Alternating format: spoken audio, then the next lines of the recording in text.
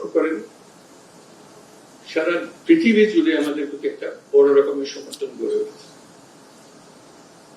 যে কারণে অপর পক্ষ সুবিধা করতে পারছে,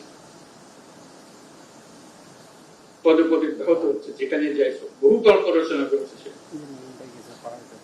গল্প টিকাইতে পারতেছে, শেষমেশ ট্রাম্পের হাতেই আবার সে গল্প চালাতে পারলো না।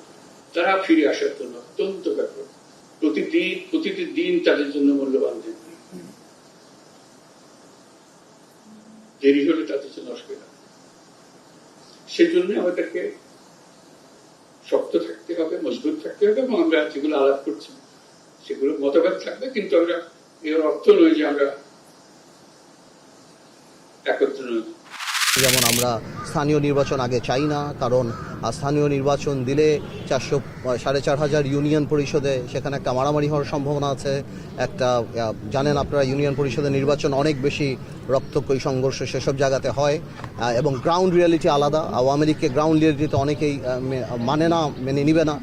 তো এই সন্ত্রাস যাতে কোনোভাবেও না হয় এবং স্থিতিশীল জানি থাকে, এবং কোনো ধরনের কোনো সংস্কারই জানি জাতীয় নির্বাচনকে বিলম্বিত না করে। আমরা স্পষ্টভাবে বলেছি, স্থানীয় নির্বাচন আগে করেন বা জাতীয় নির্বাচন আগে করেন, কিন্তু আপনার প্রশাসনিক কর্তৃত্বটা লাগবে।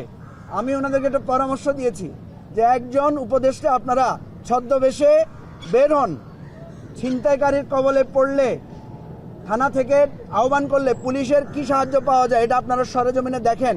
সংস্কার যেমন নির্বাচনের জন্য দরকার, তেমনি আবার সংস্কার সম্পন্ন করার জন্য নির্বাচন লাগবে। কাজে এটাকে বিরোধ হিসেবে না দেখে আগামী নির্বাচনকে সংস্কার সম্পন্ন করার একটা গুরুত্বপূর্ণ অধ্যায় হিসেবে বিবেচনা করা। যে প্রয়োজনীয় সংস্কার হবে এবং প্রয়োজনীয় সংস্কার শেষ হওয়ার পরে চলতি 2025 সালের মধ্যেই 25 সালের শেষ নাগাদ যেন অন্তত জাতীয় নির্বাচনটা অনুষ্ঠিত হয়, সেই প্রত্যাশা আমরা আশা করব যে খুব দ্রুত এই সংস্কারের যে ন্যূনতম ঐক্যমত তৈরি হবে সেটার উপর ভিত্তি করে অতি দ্রুত জাতীয় নির্বাচন অনুষ্ঠিত হবে, এটাই আমাদের প্রত্যাশা।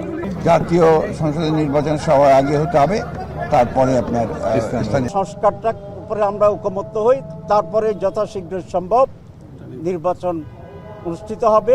প্রধান উপদেষ্টা তো বলেছেন ডিসেম্বরের ভিতরে ওরা করবেন, আমরা সেটা দেখছি।